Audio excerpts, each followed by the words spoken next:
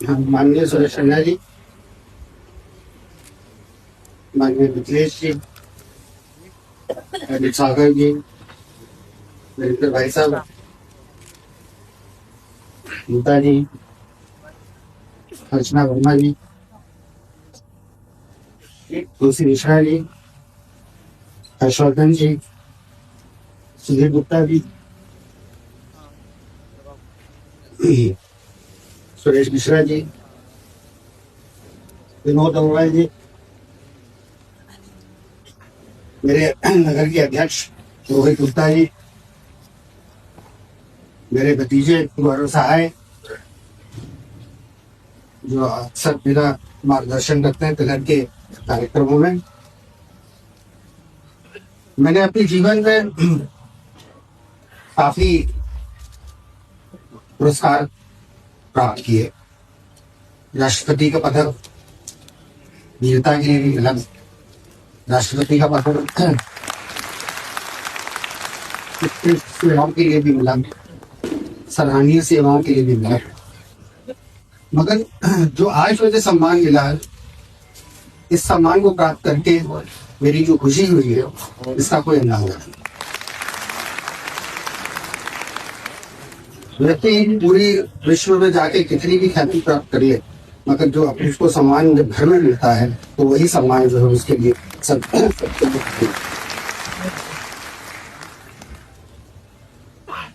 दूसरी बात की खुशी जो मुझे यहाँ पे हुई कि पहली मरतबा मैंने अपना नाम जो है यहाँ पे सुना है।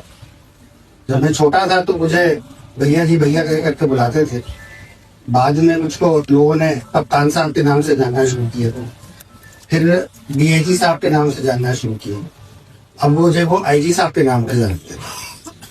भले ही उसके बाद एडीजी भी बना, बाद में डीजी भी बना, मगर तिरहर के लोगों ने सोचा कि भैया नल्ला जो है इतने काफी है, इससे आगे बनने की जरूरत नहीं।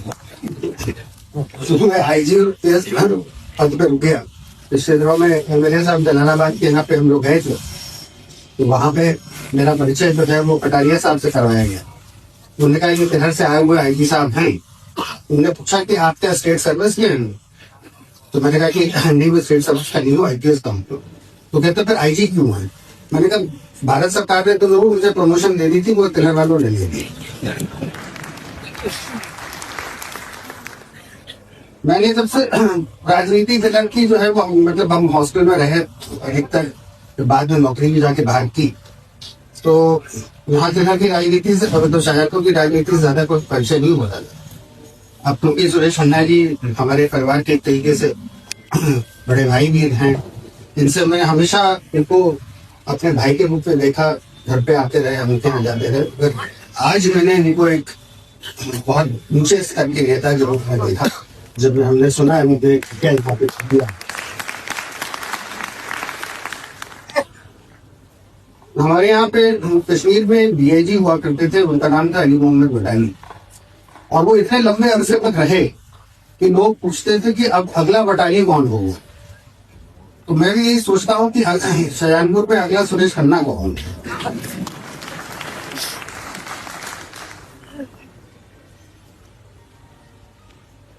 मेरा जो कार्यकाल रहा है जम्मू कश्मीर में या बाकी जगहों पे बड़ा चुनौतीपूर्ण रहा है, और देश की सेवा करने का बहुत मौका भी मिला। इसमें बहुत सारी कहानियां, बहुत सारे किस्से। अभी आपने फिल्म धुरंधर पता नहीं आपने तो ने देखी, लेकिन उसमें जिक्र आया था जिसका भी मन से भी जिक्र हुआ था, मुंबई के हमले। तो वो हमने वहां से कश्मीर में प्रयास करके लश्कर तैयबा के जो दफ्तर था उसमें अपने लोग रखे।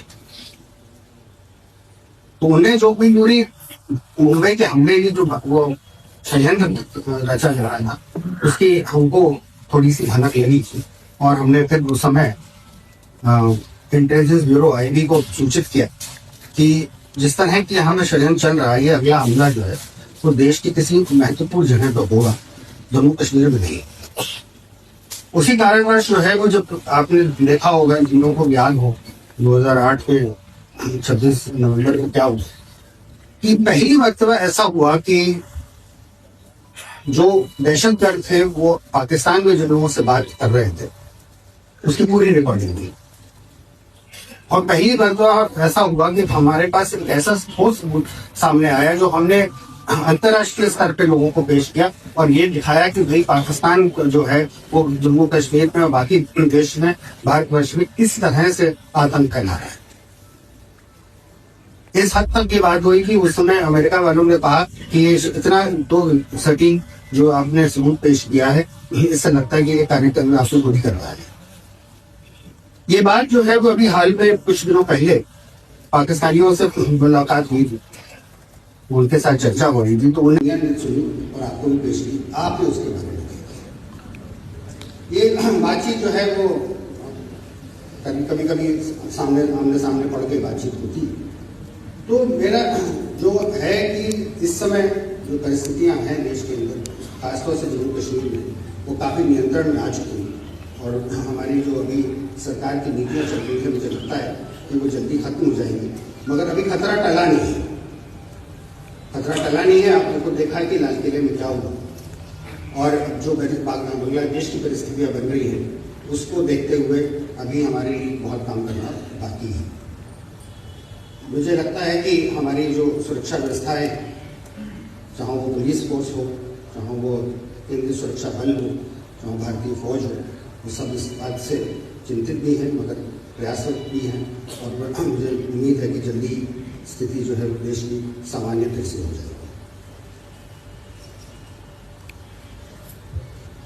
मेरा जो कभी भी ध्यान अपने जनपद से नहीं हटा। मैंने बहुत पहले एक संस्था बनाई और उसका नाम अजीबोगरीब इसलिए लगता है क्योंकि हमारी जो जमीन थी उस गांव में, लुधिया है, यही हाईवे पड़ता है, तहर से थोड़ा पहले पड़ जाता है, उसकी ज़मीन जब बेची गई थी तो उस ज़मीन से हमारे पूर्वजों ने कहा था कि इससे जो है वो सामाजिक कार्य किया जाएगा, तो इस वजह से उसी गांव के नाम से वो लुधिया चैरिटीज से हमने काम शुरू किया। आज हमारे प्रयास ये है कि हम शिक्षा का आधुनिकीकरण करें। हमारा स्कूल जो है जिसमें माननीय मंत्री जी भी आ चुके हैं और उसके प्रबंधक आनंद साहेब जी जो उनका अभी जिक्र सुन रहे थे वो कर रहे थे, और उसमें आगे हमने काफ़ी उसको बढ़ाया है और हम समझते हैं कि आप लोग जरूर आएँ और सुझाव दें कि हम लोग इस क्षेत्र के लिए आगे क्या कर सकते हैं। इसके साथ साथ मैं ये भी चाहूँगा कि अगर जनपद के अंदर सरकारी स्कूल हो या ऐसे कोई स्कूल हो जिनको कुछ मदद की ज़रूरत हो, जिनका आधुनिकीकरण किया जा सकता है, तो मैं इसके लिए आगे आपके साथ चलने को तैयार हूँ। जब भी ऐसा कुछ हो तो मैं चाहूँगा कि इसका मार्गदर्शन जो है वो माननीय खन्ना जी करें, बिरेन भाई साहब करें और अध्यक्षा जो है ममता जी करें, हमें बताएं कि किस तरह से इसको आगे बढ़ाया जा सकता है। मैं आखिर में बस इतनी बात कहना चाहूँगा कि अभी कुछ दिन पहले मैं कोयम्बटूर गया हुआ था। कोयम्बटूर में जाके मैंने देखा कि हमारे देश में, दक्षिण भारत में किस तरह की प्रगति हो रही है और वहाँ के बच्चों में किस तरह की मानसिकता है और वहाँ पे भी उनका देशभक्ति का अपना एक नमूना है और वो उनको सिर्फ भारत की प्रगति की ओर जाने की आकांक्षाएं हैं। और सबसे बड़ी चीज जो मैंने वहां पे देखी वो था कि जब मैं गया सदगुरु के आश्रम में, सदगुरु के आश्रम में मैंने देखा कि उन्होंने किस तरह से धर्म का, हिंदू धर्म का आधुनिकीकरण किया। वहां पे पूरे शास्त्रार्थ का जो है व्याख्यान जो था वो अंग्रेजी में किया गया क्योंकि वहां पे विदेश से भी बहुत लोग आते थे। उन्हें वहां पे 120 फुट ऊंची शिव की प्रतिमा बना रखी है, उस पर वो एक साउंड एंड लाइट शो करता है, वो देखने के लायक। और किसी समय में भी वहां पे 7,000-8,000 लोगों से कम नहीं है।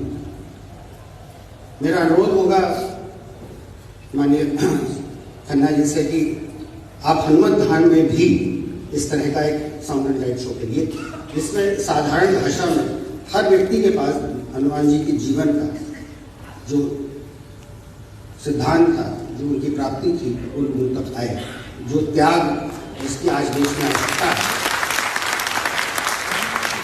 वो भावना जो है वो आज हमारी नई पीढ़ी में हो। और न सिर्फ शाहजहानपुर जिला मगर उत्तर प्रदेश और भारतवर्ष जो है ये यहीं से बढ़े। मैं इन्हीं शब्दों से आपसे आज्ञा चाहता हूँ। समय काफी हो गया है, आप लोगों ने मुझे सम्मानित किया है।